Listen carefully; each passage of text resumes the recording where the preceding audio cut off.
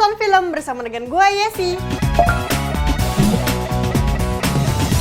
Sebenarnya, para bajak laut bermusuhan dengan armada angkatan laut di One Piece. Lihat aja perjuangan Luffy yang selalu menjadi buruan para angkatan laut ini. Berbeda dengan para bajak laut yang hidup dengan bebas, para angkatan laut merupakan sosok militer dan pihak otoritas yang berkuasa di lautan.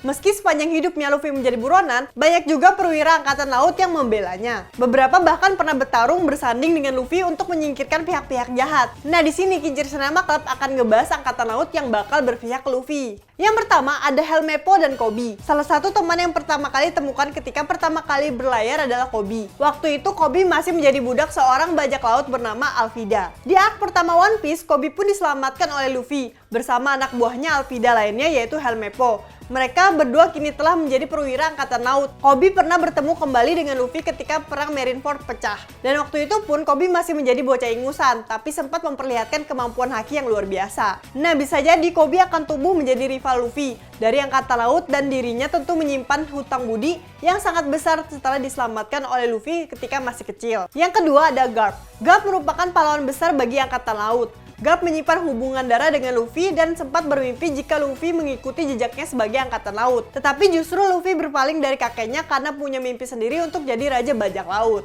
Garp pernah dihadapi dilema saat menangkap Ace yang sempat jadi cucu asuhnya. Bisa jadi Garp juga akan mempertontonkan rasa galaunya kalau diharuskan menangkap Luffy. Tapi mungkin kalau dihadapkan dengan cucunya sendiri. Dan Garp punya alasan untuk berpaling dari angkatan laut dan membelanya di suatu momen nantinya. Yang ketiga ada Smoker. Waktu masih menjadi sahabat kapten, Smoker bertemu Luffy di Lodgestone. Soalnya buah iblis Logia bertipe asap miliknya nggak bisa dilawan oleh Luffy. Keduanya pun telah banyak bertemu dan terakhir kali sempat bekerja sama mengalahkan Vergo. Nah, bisa jadi Smoker akan menjadi sosok angkatan laut yang sangat dekat dengan Luffy karena rivalitas dan pertemanannya di beberapa babak terakhir. Yang keempat, Fujitora. Hampir sama dengan Smoker, Fujitora melihat sendiri bagaimana Luffy mampu mempengaruhi banyak orang di Dressrosa. Luffy membebaskan para penduduk yang tertindas oleh Flamingo sebagai seorang Shichibukai. Dan malah Fujitora merasa ada yang salah ketika Shichibukai memiliki hak untuk dilindungi angkatan laut.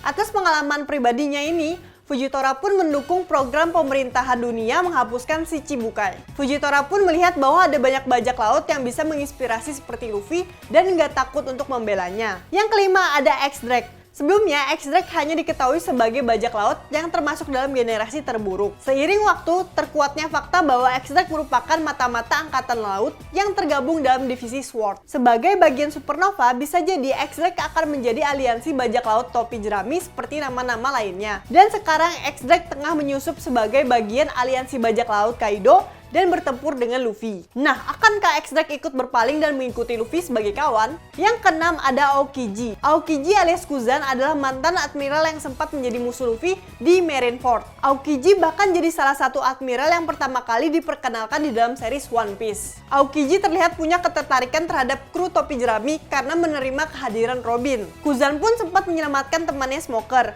ketika Doflamingo menyerang Pang Hazard. Kini masih menjadi misteri kemana Aokiji pergi setelah keluar dari angkatan laut. Yang ketujuh ada Sengoku. Pangkat tertinggi dari angkatan laut bisa jadi merupakan seorang fleet admiral yang mengomandoi 3 admiral sekaligus.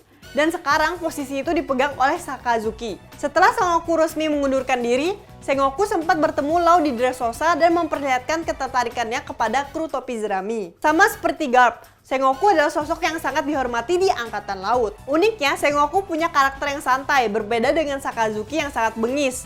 Ketika perpecahan di kubu angkatan laut terjadi, bisa saja Sengoku akan memimpin angkatan laut yang membela orang-orang dengan prinsip keadilan yang murni. Nah, menurut kalian setuju nggak dengan daftar yang ada di atas? Apa kalian punya angkatan laut sendiri yang akan membela Luffy? Share pendapat kalian di kolom komen ya. Oh iya, kalau kalian mau tahu update tentang Piala Menpora Esports 2020 Axis, langsung aja ke situs resminya ke pialamenporaesport.ispl.id. Dan kalau kalian ingin tahu update seputar film dan game, kalian bisa cek di website kita di kincir.com. Karena di situ banyak pembahasan tentang game dan film, lu bisa cek di websitenya ya. Oke, cukup sekian nonton film kali ini bersama dengan gue sih, Matane.